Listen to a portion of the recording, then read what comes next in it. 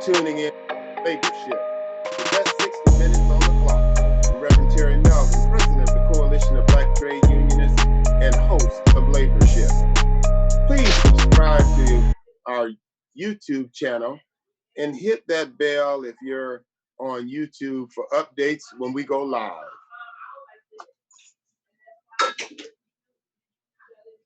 Be sure to follow us on Facebook, Instagram, and Twitter. And take a moment to share this live broadcast.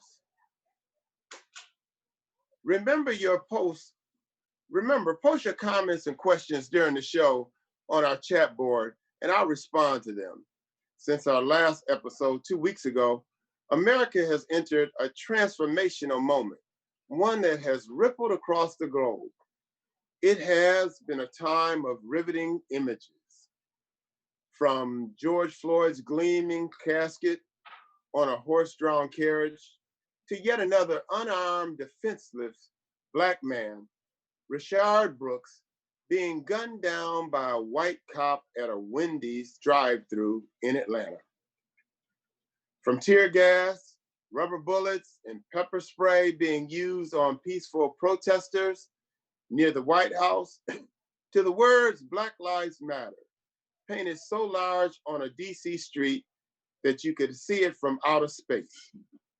Something is happening. The status quo is shaking beneath the feet of hundreds of thousands of protesters fed up with the Black oppression, the wrenching bloodshed, and the phony excuses for deadly police violence with no accountability. They're fed up with money going to bad policing instead of schools or housing or community health services.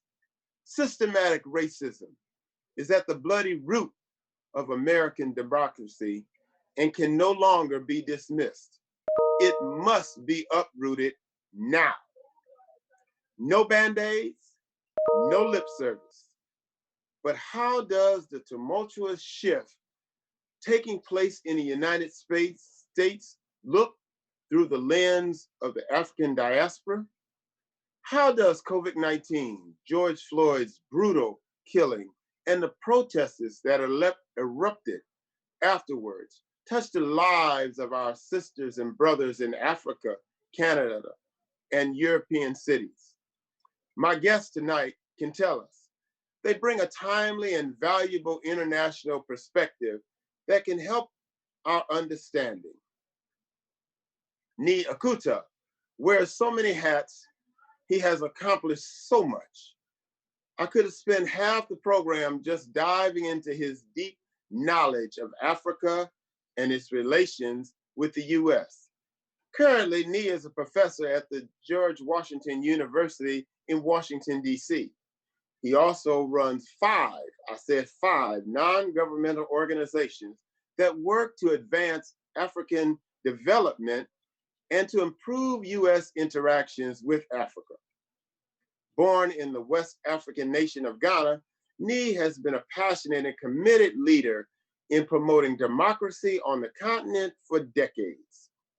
He founded the Democracy and Conflict Research Institute and is the founding executive director of the African Immigrant Caucus.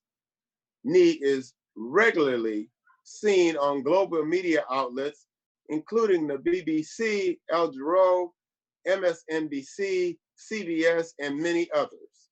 He also writes essays and opinion pieces. In short, this is a bad, bad brother. And we're happy to have him with us today. Margie Peters. Margie is one of the most dynamic young trade unionists in our movement. She is currently based in Ethiopia, where she leads the work of the Solidarity Center there. Her plate is always full. That includes strengthening trade union organizations, primarily through organizing young garment and textile workers, as well as advocacy and leadership development. Born and raised in Kenya, Margie first got involved in the social justice initiatives while working on advocacy projects aimed at ending child marriages through education and providing safe drinking water to households in rural Kenya. Margie holds a master's degree in management and development and somehow finds time to teach an online course at the Global Labor University. I'm so proud to say Margie is also a CBTU member. Jordan Ford is an emerging leader in our CBTU Ontario chapter, which does outstanding work. Born in Mississauga, Ontario, and raised in the Greater Toronto area, Jordan experienced being racialized very early in his childhood. In what was then a small town called Milton, Jordan was one of 2 Black children in his entire elementary school. As he grew older, he developed a passion for advocacy and being a voice for people of color. While pursuing a degree in legal studies and sociology at the University of Waterloo, he landed a job with the Canada Post and became an active member of the Canadian Union of Postal Workers. As he grew through the union, so did his activism, and he was recently elected as a chief shop steward for the Toronto local, the largest local in Canada, under the leadership of the late and beloved Sister Megan Whitfield. Jordan was introduced to CBTU in 2017 and attended his first CBTU convention in 2018. An advocate for justice and economic freedom for our people, Jordan is dedicated to seeing us reach our full potential as a people by any means necessary. Now, folks, let's shift. Many experts have projected African nations would be overwhelmed by COVID-19 because of their weak healthcare systems, but that has not been Africans' experience so far. In fact, according to the African Center for Disease Control, there have been fewer recorded cases and deaths on the continent than any other region of the world. It is too early to exhale in Lagos or Nairobi or Johannesburg? Nee, tell us what's going on.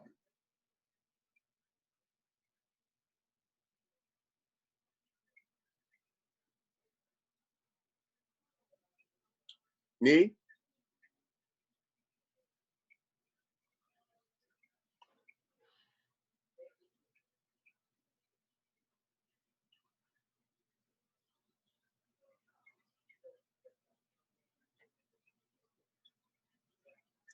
Nee, you have to unmute yourself.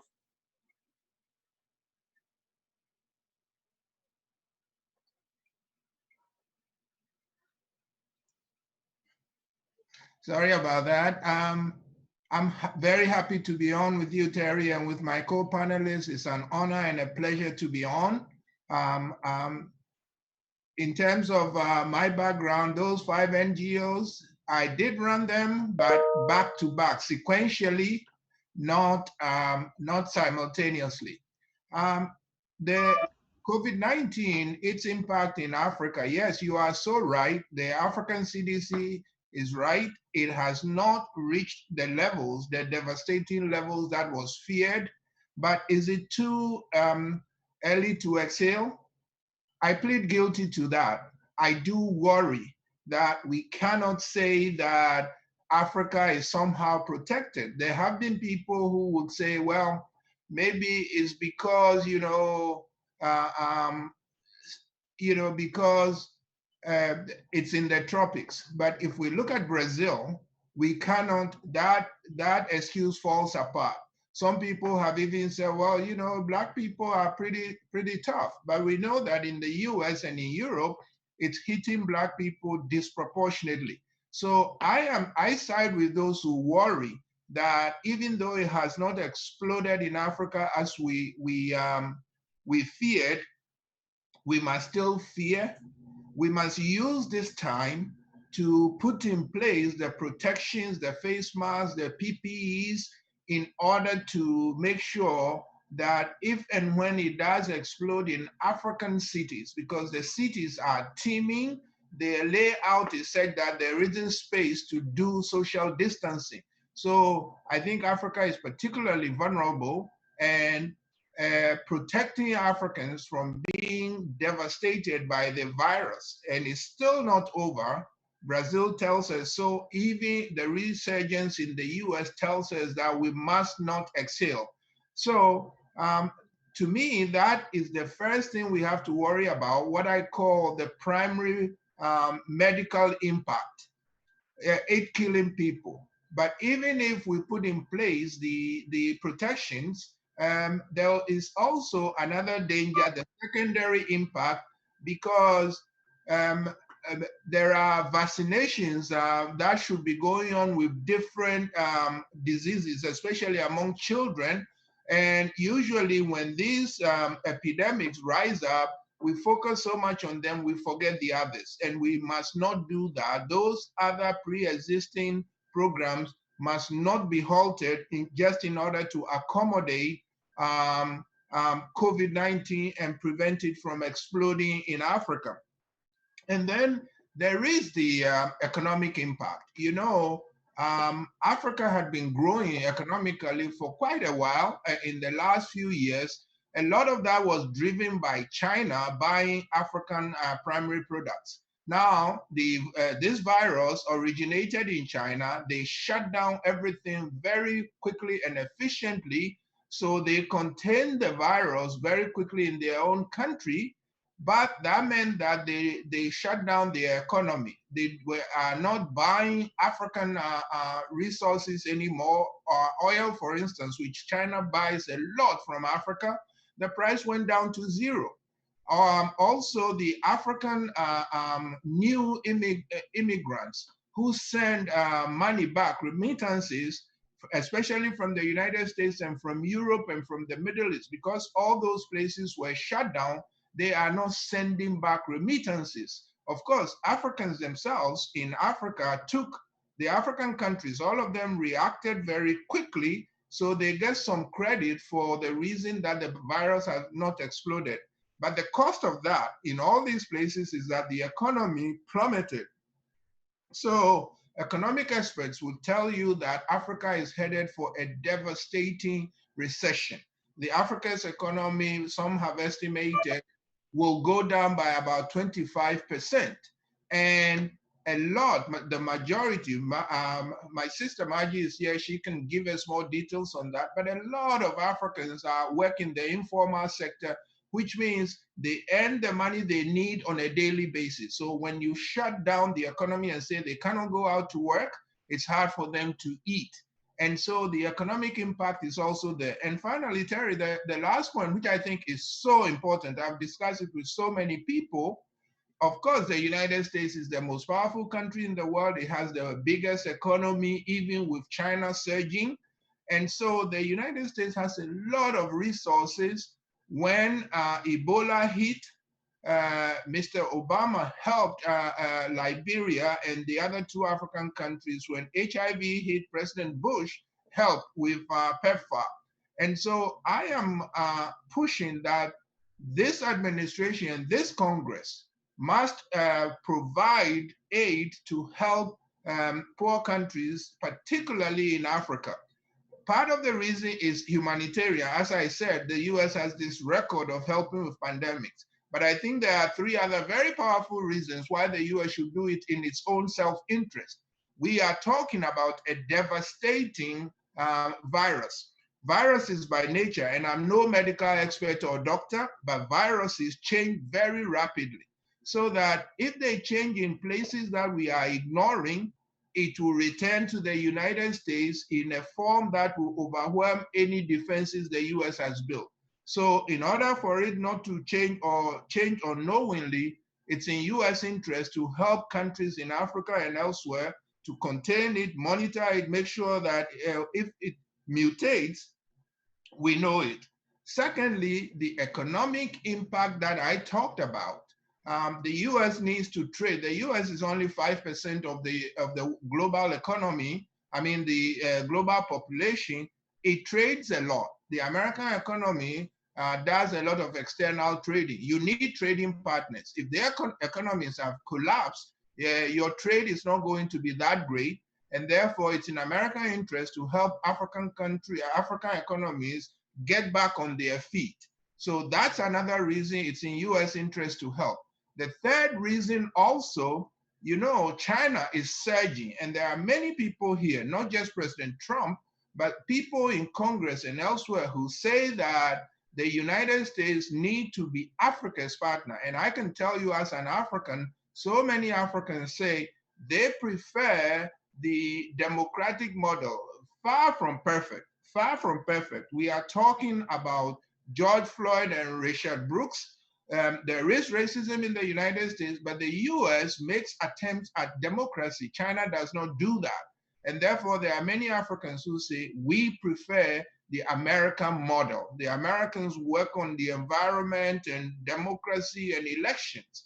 And therefore, the US needs not to concede Africa to the Chinese, but the Chinese are surging all over Africa. So a third reason for the US to help African countries is that China is showing up and saying, here, we are here to help you. We'll give you these face masks. We'll give you these ventilators. As we speak, the Congress has voted a law, trillions of money to help with COVID-19. It has not voted anything for Africa. And I think that is giving the Chinese an unfair advantage on the continent. So I'll just wrap up here that Africa hasn't been hit hard yet. It probably will. It needs help. And it is in US interest to help, to give Africa that help so that the virus doesn't return here and the US will have vigorous partners on the African continent. Thank you so much again for having me, for including me in this wonderful, amazing show. Thank you so much, Nee, for that insightful and assessment and caution. And also to open up our eyes that, you know, we need to be sensitive to what's going on the continent of Africa, and we need to be doing whatever we can to help the motherland. So thank you for those comments. Margie, let me ask you, how have the African workers on the front lines of the COVID-19 crisis dealt with safety issues in the workplace, and what strategies have unions developed to protect members and educate their community? Margie? Thank you very much. Mute yourself. Thank you very much, President Melvin, for this wonderful opportunity to speak at this podcast. I'd like to also point out that the Solidarity Center, the organization that I work for, is a proud partner of the CBTU. The Solidarity Center is the largest grassroots worker rights organization created by the AFL-CIO. We work in 60 countries in the world to empower workers to raise their voice for dignity on their job, equality in their communities, and dignity on their job, justice in their communities, and greater equality in the global economy. So it's really a pleasure for me to represent the Solidarity Center in this show. And again, thank you to my fellow panelists for, again, this great opportunity. So the continent of Africa has been greatly affected by the outbreak of COVID-19. But at the same time, we have seen that there have been efforts by trade unions to come up with strategies to support workers who have been affected in their workplace, especially. In many countries of Africa, populations that are under the age of 32 actually work in the informal sector. This is about 80% of the young people in all over the continent.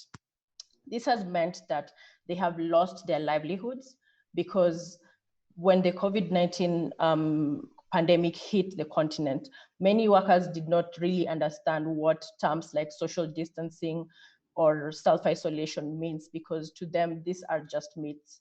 And I say this because when you're a worker in the informal sector where you live under $1 a day and you're suddenly asked by your government to stay at home because there's something called social distancing, it really does not make sense at the first go.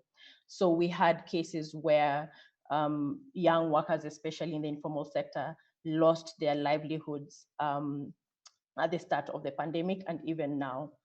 And when you look at the formal sector, on the other hand, there has been great downsizing by companies who claim that they can no longer be able to afford to pay workers in the formal sector.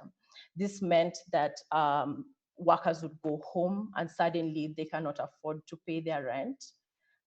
They cannot afford to feed their children. And at the same time, they cannot afford to even eat because the food prices actually were on the rise or are still on the rise because of the various measures of lockdown around the continent. So when this happened, African unions did come out strongly to support membership, but also those who are not their members. In many African societies, the workers in the informal sector are excluded by law or by practice from joining trade unions. But we saw a show of solidarity from unions who actually reached out to workers in the informal sector to find ways to, support them, especially during this time. For the workers who are organized, trade unions actually signed memorandums with the various government officials or departments that would provide some, basis of protections, including making sure that they did get a salary, even though they were, even for the workers that were asked to go home in the meantime, as the government, as employers and governments tried to re-strategize how to reorganize the workplaces.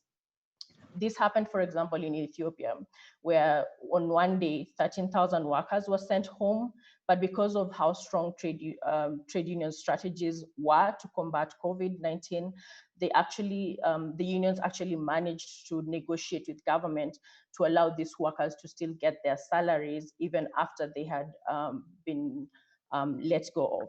So this is one of the strategies, one of the major strategies that we saw from unions across the continent. We have to understand, though, that most of the workers on the continent actually live in informal settlements. And to just give a perspective, is statistics show that about 53 million workers in Africa live in these informal settlements, or what we call here slums. And the country I come from, Kenya, is made up of 51 million workers. So you can imagine asking 53 million workers to suddenly stay home and not leave their settlements in the name of social distancing. How do they social distance in informal settlements where they do not even have enough space for their families or even water to wash their hands? So policies around housing have been a major issue that trade unions have been taking up across the continent, because really the reality is that it's not possible with the kind of housing facilities that majority of workers live in on the continent to for workers to, for example, social distancing, to practice social distancing. I'd like to also mention that the COVID-19 challenge has really proved to be an issue of a question on whether workers would die out of hunger or they would die out of the virus, which is actually not a dilemma that we want any worker to be in at any time. Therefore, we have seen the importance more than ever of workers organizing around issues such as dignity on the job or proper pay. I'd like to also highlight that women workers in Africa have also been hit hard by the pandemic. Generally, in the informal sector, half of the businesses are usually owned by women workers. So when the coronavirus hit, most schools were closed and women workers had to go home and take care of their children who would normally be in school in one setting or another. They had to close down their businesses. And on top of that, we have seen a spike in the cases of gender-based violence during this lockdown, because generally the women workers do not have anywhere else to go, so they are living under the same roof as perpetrators. this has been a very difficult situation, and women workers in unions have been organizing around finding safe spaces for women who are survivors of gender-based violence, especially at this time, to escape their perpetrators. There have also been hotlines that have been set up for women workers to call in, seek help, seek advice during this time. So those are some of the strategies that unions have been implementing during this unprecedented time. Thank you so much, Margie. I told y'all she was a star to watch. She is a rising star in our movement. We're so happy to have you with us. Now, Jordan, we know that coronavirus doesn't respect zip codes or borders. Canada has recorded over 100,000 COVID-19 cases and over 8,200 related deaths, with Black Canadians and Indigenous people bearing a disproportionate share of suffering and dying. Has the government's response been adequate to the crisis, and how has CBTU and the labor movement helped communities get through this pandemic, Jordan? Jordan, you have to unmute yourself. Thank you, Brother Terry, first of all, for inviting me to partake in this webinar and to share the perspective of Canadians in terms of what we're facing with the COVID-19 challenge. As you already mentioned, there are no borders or lines that really dictate where and who COVID-19 will affect. And considering the population of Blacks in Canada, we are seeing similar numbers in terms of how COVID-19 is affecting the Black population at a disproportionate rate. Now, with that, I must say that it's still an undetermined amount in terms of the number of Blacks that are particularly affected by COVID-19. And that's largely due to the fact that the country, Canada, and the government has not, since the start of this pandemic, has not recorded statistics based on race. So as of really only as recent as late April to early May, we've seen some provinces and cities, namely the city of Toronto, has recently started recording statistics in terms of how COVID-19 is affecting Blacks. But it's still too hard or too early to say exactly how our particular population is being affected by this virus. Now, based on some of the other statistics that we have, we are able to see that there is a higher concentration of COVID-19 cases and deaths in the areas of the country which have the highest representation of Blacks by population. To give an example of that, 37% of Canadian Blacks that live in the country reside in the city of Toronto or in the cities immediately outside the city of Toronto.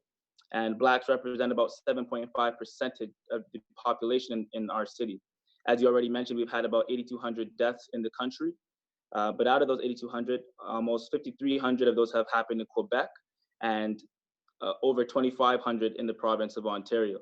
Now, these two provinces, for one, are the nearest borders to states like New York, for example, where we've seen very high numbers, states like Michigan as well, that we've seen very high numbers of COVID-19. So it's no surprise that we're seeing similar numbers and a similar effect on our population in this country here.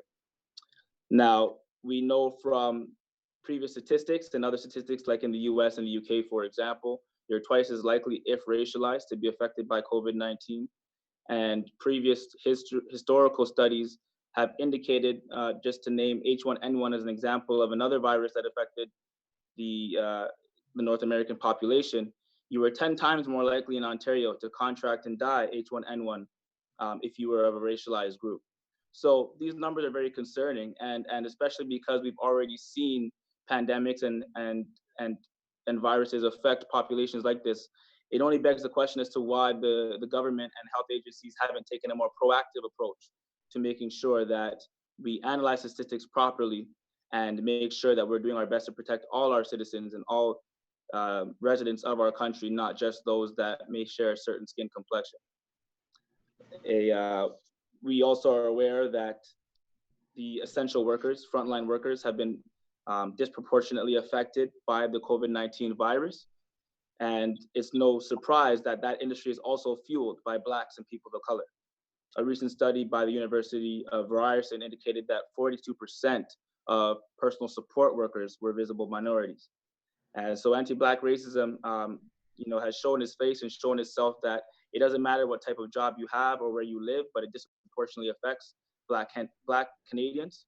And a large number of Ontario Blacks are forced to rely on gig economy jobs that, again, don't provide the luxuries or possibilities of working from home that would ultimately prevent or preclude someone from being able to contract COVID-19 virus.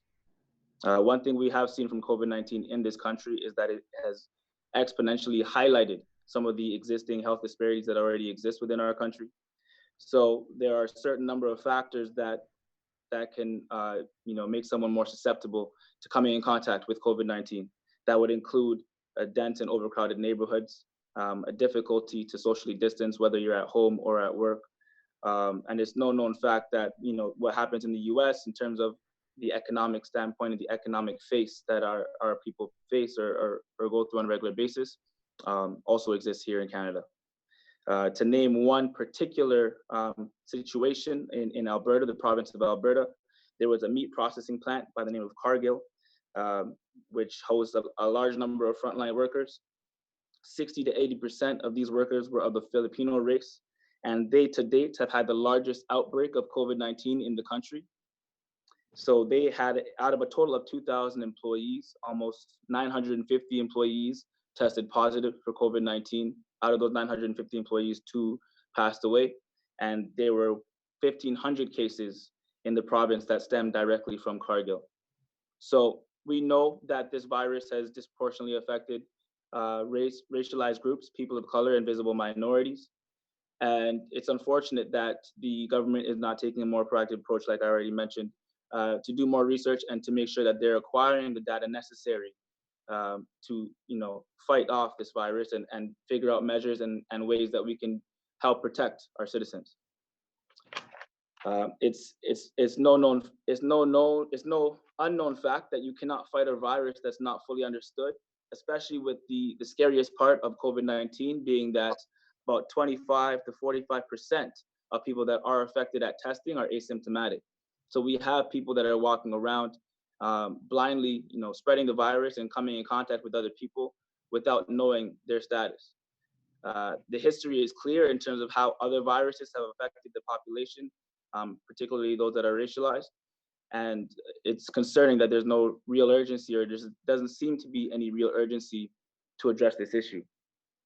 So certain labor movement unions have taken and been able to take different approaches to protect their workers and protect those that they represent. I, for one, work for the Canadian Union of Postal Workers, and we were able to secure provisions within the corporation that the corporation was made to provide for employees. And that led to anyone that would be deemed higher risk, anyone that was over the age of 70, anyone with any underlying medical conditions, anyone that was pregnant at the time, were able to stay home at full pay while we're fighting off this pandemic. So the approach that's been taken by different labor movements and different organizations varies as per the government's standpoint. What they have done is they have issued what they've considered emergency response benefits. So it's CERB, which is an economic benefit similar to what they have in the United States, which supports employed and self-employed Canadians. To this date, there are about 8.4 million people that are collecting the CERB benefit. And it issues essentially $2,000 per month, which works out to be $500 a week for emergency funding that is paid directly to those citizens that apply for it. And it was actually recently extended for another 8 weeks. So while these benefits and provisions are great, and they definitely do go a far way to help some of our population, there are also some concerns with how it's being issued and how it's being handled. From the outset, the government came out and said that there were not going to be any penalties, and they were not looking to punish anyone that may have double dipped in terms of benefiting from the CERB program, as well as a wage subsidy program that was also available. However, that language has recently changed, and the government has also come out and said that they will be pursuing legal action for those that have misused or not followed the particular guidelines in terms of how the CERB benefit program needs to be addressed. Now, there's no surprise coming from that the majority of these CERB benefit recipients will also be racialized people and people of color. So it is concerning that the government is taking a bit of a different standpoint, and we can only prepare to face what could be legal action against a certain population, a certain group of people. So there are, to date, there are current provinces, that are in different stages of reopening. For the Canadian perspective, we've seen a large amount of our cases in the country that were heavily based in the provinces of Canada and Ontario. So other provinces that have not been affected with the same numbers of COVID-19 cases have already started to reopen some of their provisions, some of their economic, stores, beaches, pools, restaurants, and things of that nature are already starting to open up. But what's still concerning is that all of these provisions, all of these measures that the government has taken is based on numbers. And if we're not collecting the numbers to the fullest extent to make sure that we're protecting our racialized groups and people of color, we don't know exactly how the population will again be impacted by what many are considering and bracing for as a second wave of this virus. Thank you, Jordan. We stand with our sisters and brothers up to the north. As a matter of fact, after the report that you just gave on your CERB program, you may have a whole bunch of folks trying to get through the border to get up there, because the people here got $1,200 period, and y'all getting $2,000 a month. So you may have some folks trying to get on that side right quick to get some citizenship, backtrack their citizenship to get a little more cash in their pocket. But thank you so much, Jordan, for that information that you gave. I mean, we're all in this boat together. Now I'll ask my guests to weigh in on the anti-racist protests that have rocketed around the world since George Floyd begged for his life while a white police officer pressed his knee on his neck for 8 minutes and 46 seconds until he drew his last breath. Huge rallies have been held in London, Paris, Brussels, Berlin, Tokyo, Rio, Toronto, and Johannesburg, and many other cities throughout the world. In an extraordinary rebuke, African nations have called on the United Nations Human Rights Council to, I quote, urgently debate racism and police brutality against people of African descent, unquote. That debate is likely to take place this week. In a letter to the council dated last Friday, 54 African leaders stated bluntly, the protests the world is witnessing are a rejection of the fundamental racial inequality and discrimination that characterize life in the US for Black people and other people of color. Words that sting. Why has this particular act of police brutality and racism galvanized protesters and united leaders across the continent? Help us out here. Thank you so much. Great question. I think, by the way, I live in Washington, but I keep a close eye on the continent, travel back and forth when I can. I think what is happening, you have to say, in my view, to the extent that we understand it, because there's a confluence of so many things. We were just talking about COVID-19.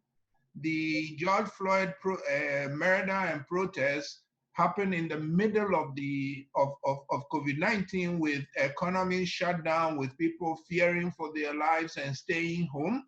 But it also comes in the aftermath of, in the middle of the Trump presidency.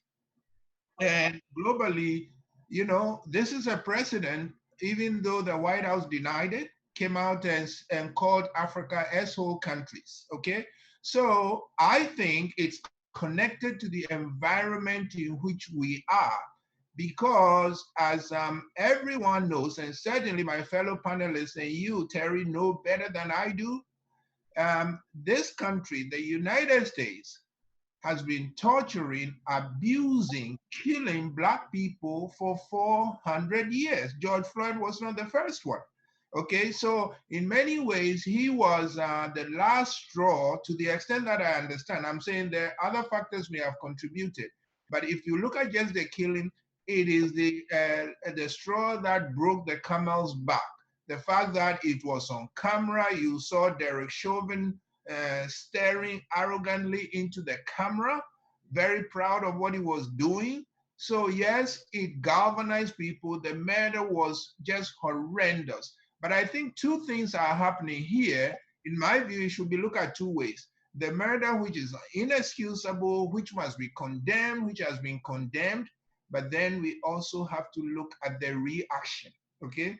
I have said on other programs and stressed in direct conversations, what you are seeing is the 400-year heroism of Black people in this country.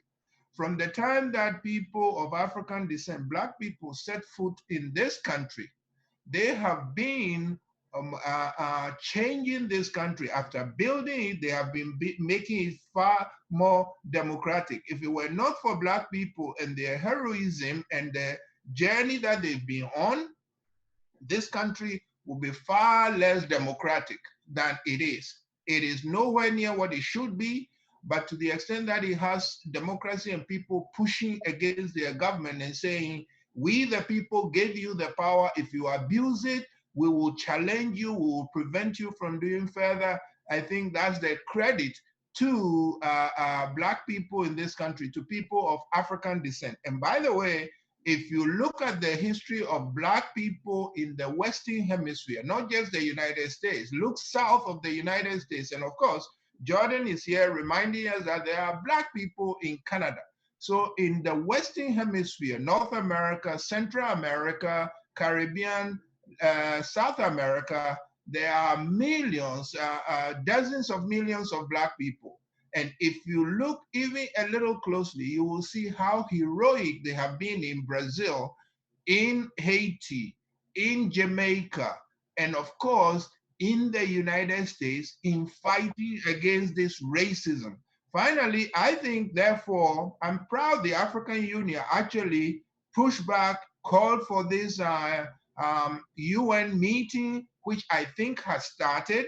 But what I would like Africa to take, the lesson I would like them to take is, this is why we need democracy, strong democracy across Africa, because governments everywhere abuse their powers. Power corrupts. Governments everywhere abuse their powers. It's what the people do when they see the abuse. And so for me, I see what the protests as something to remind everybody of how, the amazing journey that and progress that Black people in this country have been pushing the country. Forgive me for repeating myself, but if it were not for Black people doing what they've been doing, which we are now seeing on TV, they've been doing for 400 years, the United States would be far less of a better place than it is now. Thank you so much. That's why this man is in such demand. He drops knowledge like Miles Davis drops a masterpiece. Thank you so much. Thank you so much, Nick. Margie, in your work, how have the uprising led by Black people in America inspired or awakened young African workers or organizations? Margie. Thank you, President Melvin. Let me start by saying that brothers and sisters on the continent of Africa feel the pain of Black Americans when this happened. I'd like to point out that there have been solidarity messages from African unions directly to the AFL-CIO, to the CBTU, because of the relationship between how the policing has been happening in the United States and that in Africa. So when the whole protest started and in support of Black Lives, of the Black Lives Matters movement, African workers actually started mobilizing themselves to get statements of solidarity out. So we had statements, public statements from COSATU, public statements from ZCTU in Zimbabwe, public statements from SETU in Ethiopia, public statements from NLC in Nigeria, and a couple of other African trade union federation. These were not just statements, but this was actually an act of solidarity to show how much, connection there is between brothers and sisters in the United States and those on the continent of Africa. I'd like to also point out that what we have been seeing in the United States has also been happening on the continent of Africa. So young people all over the continent have started realizing that actually there's a need, there's a voice, there's actually an opportunity and space to speak up against police brutality in the continent of Africa. So I would say that this was a spark of the moment when the protest started in the United States, and in relation and feeling the pain of brothers and sisters in the United States, young people in Africa started questioning what's happening in their own communities, and especially in relation to the lockdowns that have been happening on the continent of Africa.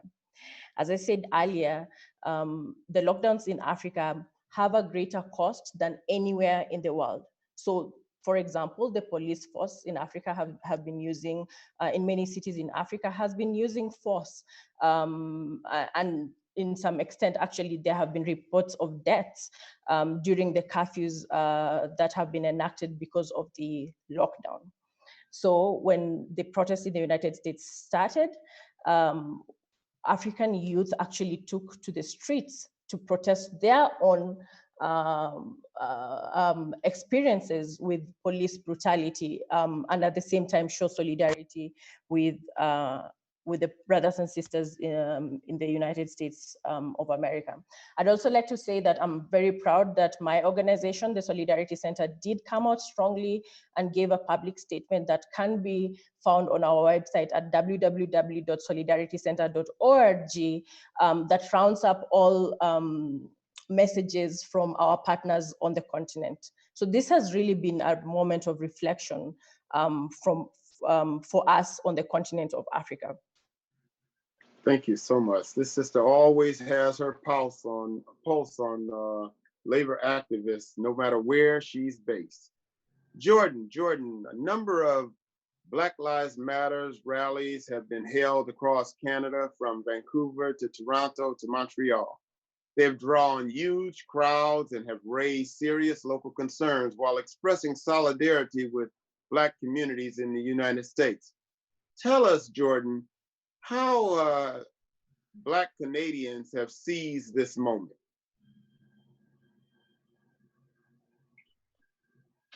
So from an institutional perspective, I think there has been a great misunderstanding in the fact that some officials believe that the issue of racism, particularly institutional racism, is not as prevalent in Canada as it is in the United States.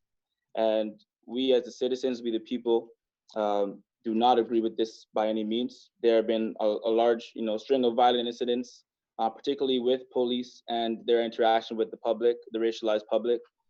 Just a few weeks ago, around the same time that we were mourning the death of George Floyd, we had a Black woman, a sister, that fell to her death from an apartment building balcony after a call to the police was made on her family's behalf for her wellness.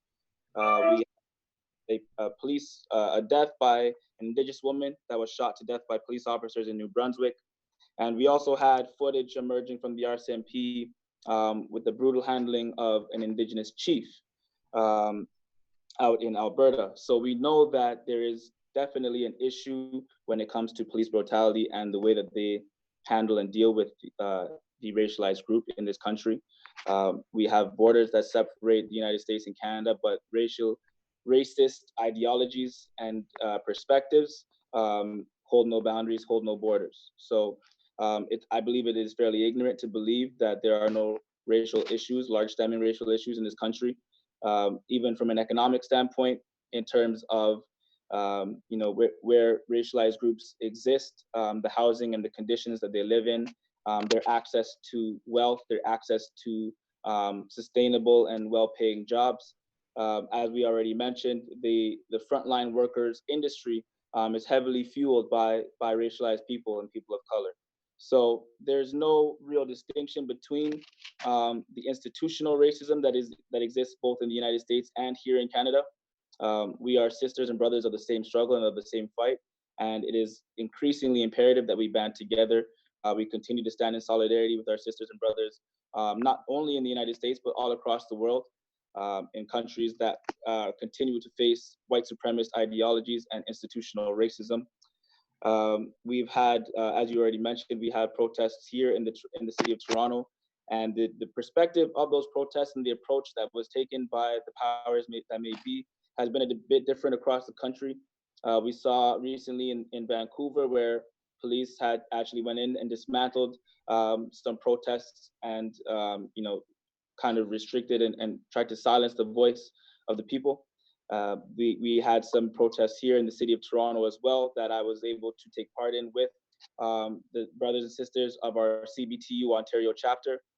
And that protest had a bit of a different perspective. It was a peaceful protest, and for the most part, the protests that have been happening in the city of Toronto per se have been peaceful for the most part. But we have also seen some of those protests turn violent, and that's just based out of the anger and the frustration that people of color are continuing to experience the same issues that our parents, our grandparents, and their grandparents faced in years and decades past. So I believe that we will continue to stand in solidarity and stand strong with our sisters and brothers across the world until we have effective change to institutional racism and dismantling the white supremacist system that has been established.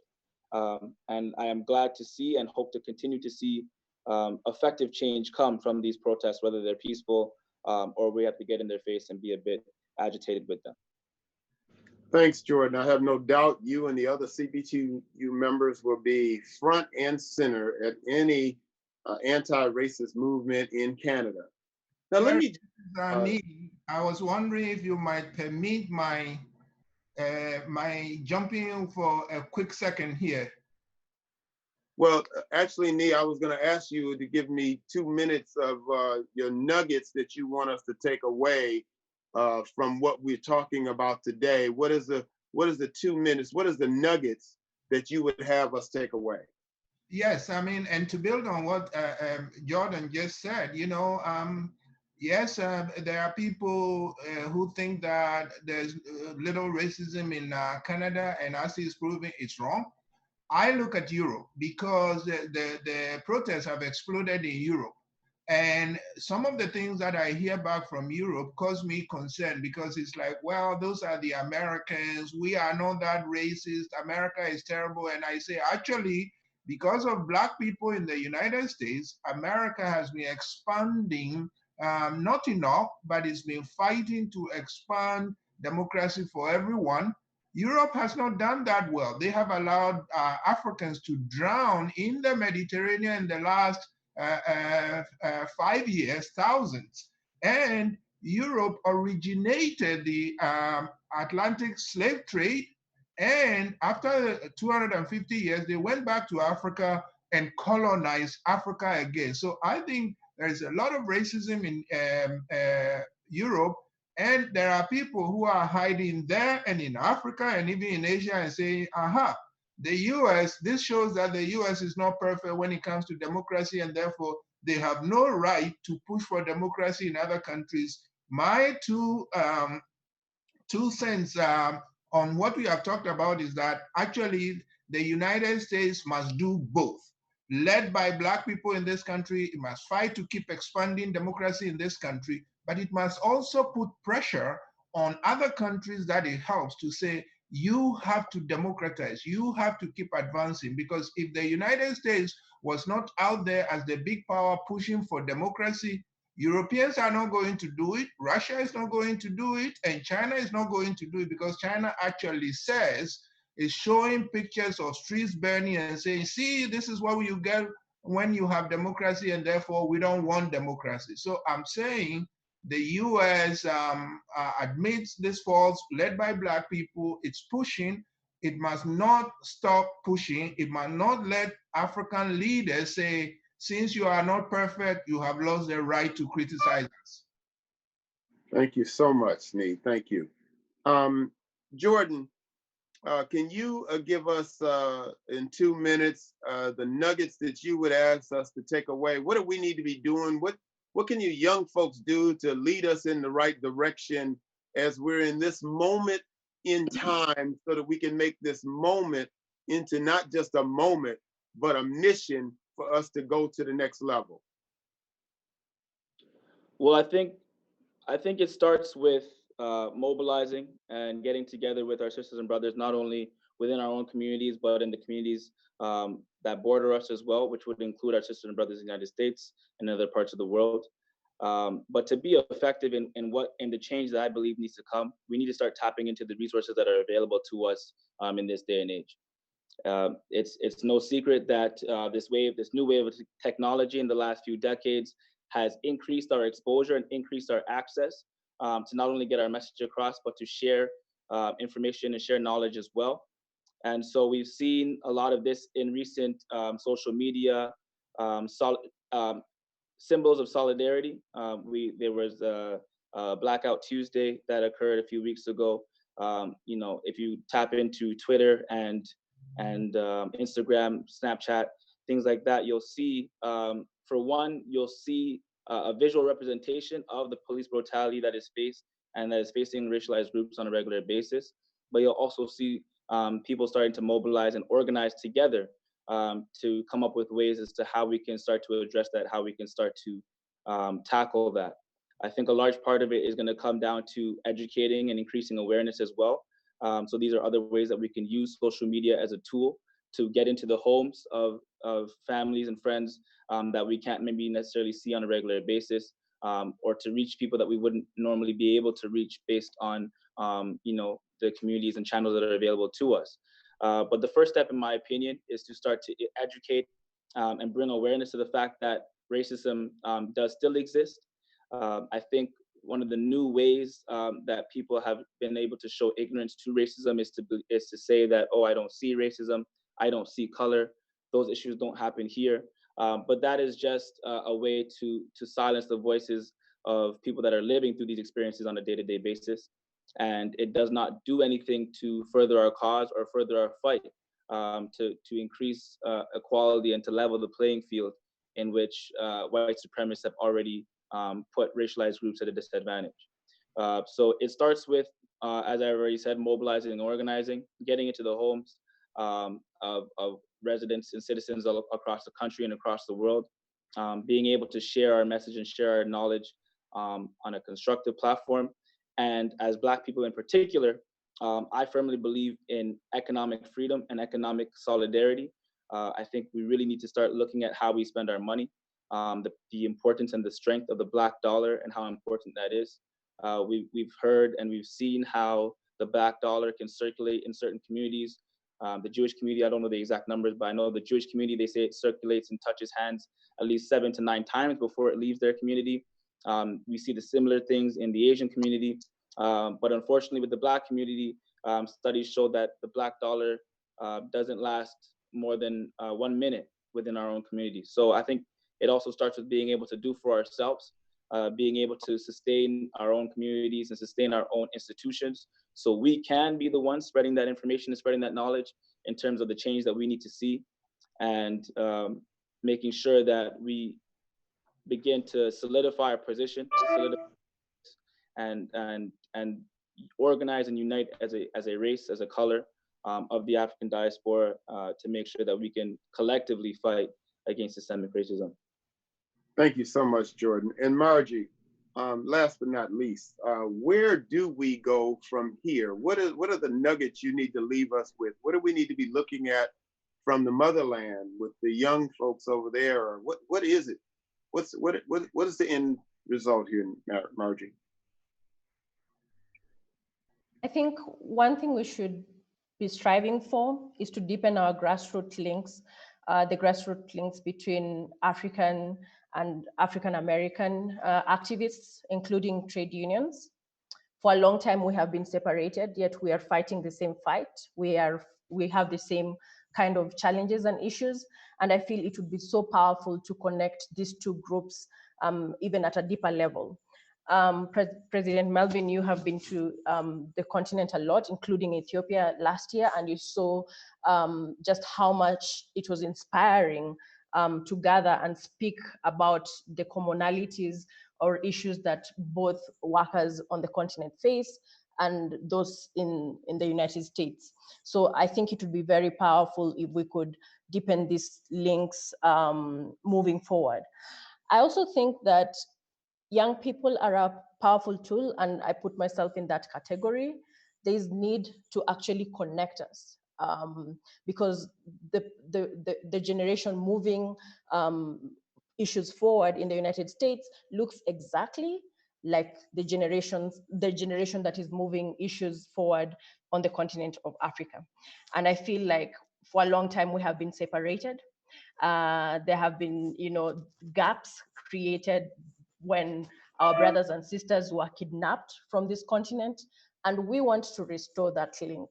And one way to do that is to connect the young people on the continent of Africa and the young people on the continent, in the United States of America. Social media is a powerful tool, right? And for example, this podcast already is connecting thousands of young people from both sides. And I feel like this is something that we should strive to continue to do. It's very powerful when we have unity of purpose. And I feel like we should take every opportunity, and especially this moment, where we feel each other's pain, where we see each other's, issues, to come together in unity, because our fight is a righteous fight. That is what I truly believe. So, yes. Thank you so much, Margie. I want to thank my guests, Nee, Margie, and Jordan. Especially, it's 1:00 in the morning in Kenya, and Margie stayed up just to be a part of this podcast. We really appreciate it, Margie. That's commitment. All of our guests brought powerful testimony from Africa and other parts of the diaspora. It feels so good to know we are one, that our Blackness across borders and continents is an unbreakable bond and a safe haven from deadly hate. Dr. King indeed was right. The struggle for justice is indivisible. I want to close with a word about Father's Day, which is Sunday. Not going to lie, I've got some mixed emotions. I have eternal love for my biological father, who has gone on to join the ancestors. I have appreciation for other fathers in my life who have made me a better man and a better father. I want to give a shout out to my union father, the one that has protected me and given me guidance and hope that there is something better on the other side, and that is our President Emeritus, Bill Lucy. Thank you, Bill, for being the strong mentor and father that you've been to not just me, but so many in this movement. I have admiration for fathers whose quiet dignity is both a shield and a blanket for their children.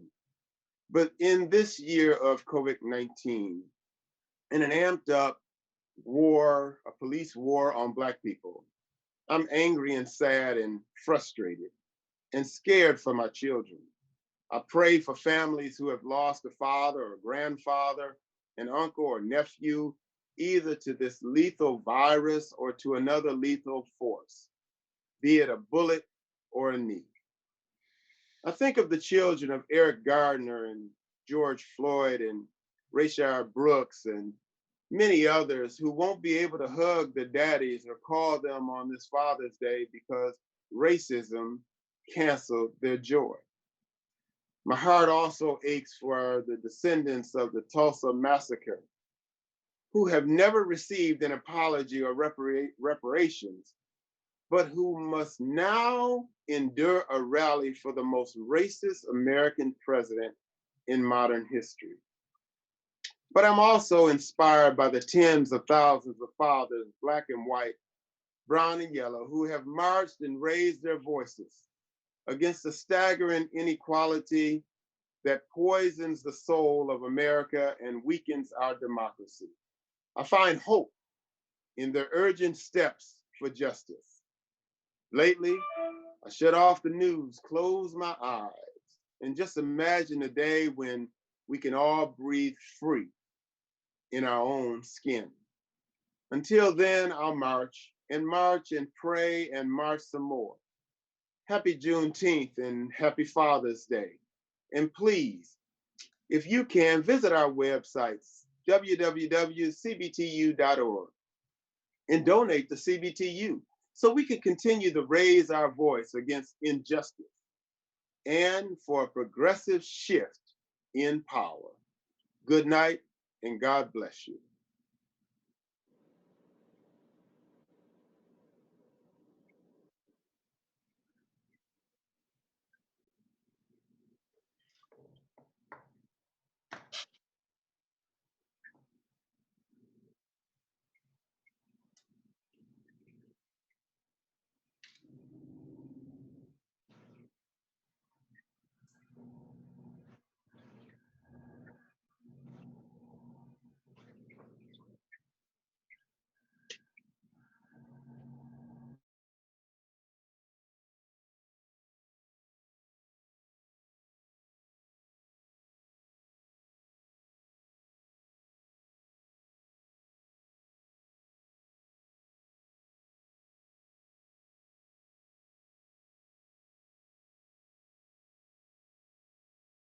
Facebook. Thank you again to everybody for participating.